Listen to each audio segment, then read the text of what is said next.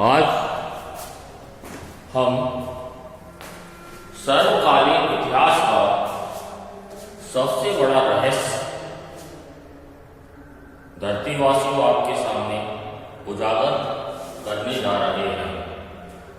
त्रिगुणमयी माया अर्थात संपूर्ण सृष्टि में प्रत्येक इकाई की रचना तीन मूल से हुई है। चाहे हम उसको सबसे पहले वैदिक स्तर पर लें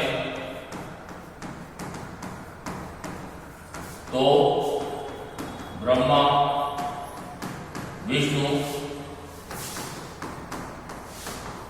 महेश। इसको हम यदि कैथोलिक इंग्लिश नजरिए से देखें तो GOD means generator, operator end developer. Generator means Brahma, operator means जो संचालन कर रहा है सृष्टि का विष्णु, डेवलपर मीन्स महेश।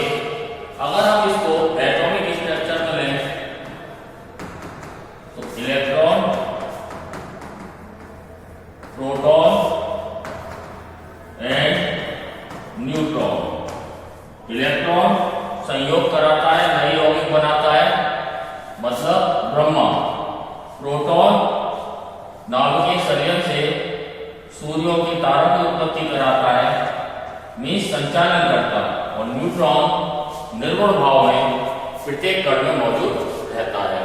इस प्रकार हम इसको किसी भी स्तर पर देखें, एक साधारण मोटरसाइकिल चला रहे हैं तो उसमें रेस, क्लच और ब्रेक इन तीनों का तालमेल रहेगा तो आपकी मोटरसाइकिल भी चलती रहेगी। अगर मान लो तेल का दीपक भी जल रहा है, उसमें एक पात्र है मिट्टी का, दूसरा फ्यूल है और तीसरा बात है कहीं भी रहे, आप भौतिक में लेंगे तो ताप, दाब, आयतन, इन तीन विमाओं में सब कुछ है। अगर आप गणित में लेंगे x, y, z, लंबाई, चौड़ाई, ऊंचाई, इन तीन विमाओं में हमारा ब्रह्मांड है। अगर हम इसे किसी भी ढंग से लें, लेकिन सवाल ये है कि ब्रह्म एक है, यही एक ब्रह्म संपूर्ण में अलग अलग स्वरूपों में विभक्त होता सा प्रतीत हो रहा है। लेकिन आखिर ये क्या कारण है कि 2 से भी बन सकती थी सृष्टि, 4 से भी बन सकती थी, 5 से, 6 से, 7 से, 8 से, 9 से बन सकती थी सृष्टि, लेकिन सृष्टि 3 से ही क्यों बनी? अगर इसका जवाब पूरी तरह तार्किक और गणितीय रूप में धरती के किसी भी धर्माचार्य के पास, किसी भी वैज्ञानिक के पास, किसी भी गणितज्ञ के पास, किसी भी विद्वान के पास, दार्शनिक के पास, तार्किक वेत्ता के पास अगर है तो हम खुले मंच से कह रहे हैं कि आकर शास्त्रार्थ करें, डिस्कस करें। अन्यथा की स्थिति में ब्रह्मवेद हम ईश्वर की असीम अनुकंपा से पृथ्वीवासियों के लिए उतार चुके हैं, जिसके हिंदी और इंग्लिश एडिशन सारे सोशल मीडिया प्लेटफॉर्म पर उपलब्ध हैं। तो समस्त धरती के विद्वान ब्रह्मवेद का अध्ययन करें और जानें। आज हम बताने जा रहे हैं कि ये 1:3 का क्या रहस्य है। अब ब्रह्म जो है जब स्वरूप से प्रकट होने की इच्छा करता है तो होता क्या है कि अगर हम एक को 2 भागों में बांटेंगे तो ये दोनों भाग संयुक्त होकर फिर एक बन जाएगा।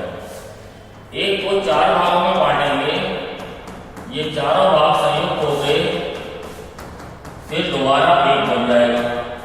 इस तरीके से, लेकिन अगर हम एक को 3 भागों में बांटते हैं,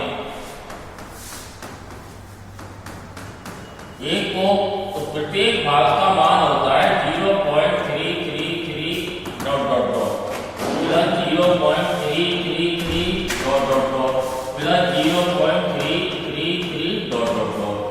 गणित की भाषा में इसको हम बोलते हैं 0.3 बार प्लस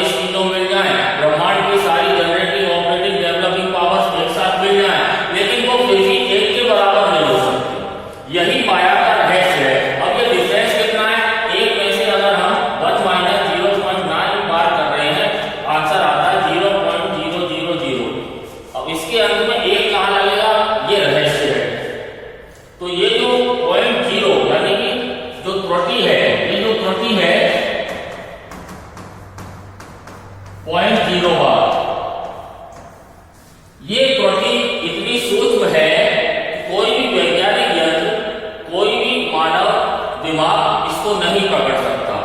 इसी त्रुटि में ये सब कुछ स्थित है।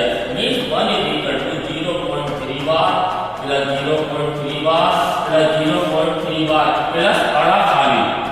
ये जो अड़ा खाली है त्रुटि, इसी से काल का जन्म है। और काल की जो सबसे प्रारंभिक इकाई है वो है त्रुटि काल।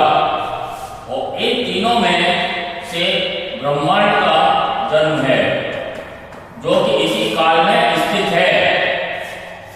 बस इसीलिए ईश्वर के सामने भी, ब्रह्म के सामने भी यही एक बहुत बड़ा सवाल था कि मैं किस प्रकार ऐसी संरचना करूं कि ये समस्त सृष्टि मिलकर भी मुझसे ठीक उसी तरह छोटी रहे जिस तरह घड़े में जो पानी भरा हुआ है पूरा तो घड़े के आकार का है पानी, लेकिन पानी जो है थोड़ा सा कहीं कम है, बेशक वो पूरे घड़े घड़ा पानी से बड़ा है। ठीक यही स्थिति है कि ब्रह्मांड है क्या? ब्रह्मांड है ब्रह्म का अंड, ब्रह्म प्लस पिंड मीन्स अंड, मतलब ब्रह्म का साकार स्वरूप।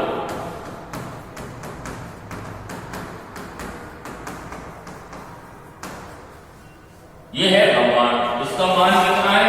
0.999 मीन्स 0.9 बार। लेकिन ये ब्रह्मांड का मान है। लेकिन ब्रह्म कौन है? ब्रह्म एक है, उसका कोई विभाजन नहीं है, ब्रह्म का मान एक है। That is Brahma is greater than ब्रह्मांड। इसीलिए कोई भी मनुष्य कह रहा है कि मैं ब्रह्म हूं, तो वो ब्रह्म है, अच्छी बात है, लेकिन वो ब्रह्म नहीं हो सकता।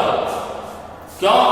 कि जिस तरीके से एक बूंदी का बड़ा लड्डू है, उसमें से एक छोटी पार्टिकल निकाल लिया, तो छोटे पार्टिकल में बड़े लड्डू के सारे गुण विद्यमान है, लेकिन अंतर है सिर्फ आकार, समरूप है लेकिन सर्वांगसम नहीं है। यही स्थिति है। कोई व्यक्ति जब उसकी ये तीनों विमाएं एक्स, वाई, जेड अर्थात सत, रज, तम तीनों समायोजित हो जाते हैं और समायोजित होकर ये 0.99 बना लेते हैं, उस समय उस व्यक्ति के अंदर ब्रह्म का अंश प्रकट होता है और वो बोलता है कि मैं ब्रह्म हूं, तो वो ब्रह्म का अंश है। ब्रह्म हमेशा हमसे दूर ही रहेगा। जितनी आकाश गंगाएं इस सबको भी मिला दें तो भी ब्रह्म हमसे दूर ही रहेगा। ये रहस्य केवल एक विशेष गणितीय सक्रिया के कारण हो पा रहा है। तो हम कह सकते हैं कि ब्रह्म का भी जो गुरु है वो गणित है। गणित ये यहां से प्रारंभ है। गणित मीन्स गण प्लस तिथि, तिथि माने प्रारंभ, गणों का प्रारंभ, गण मीन्स गणना, गणेश, गणना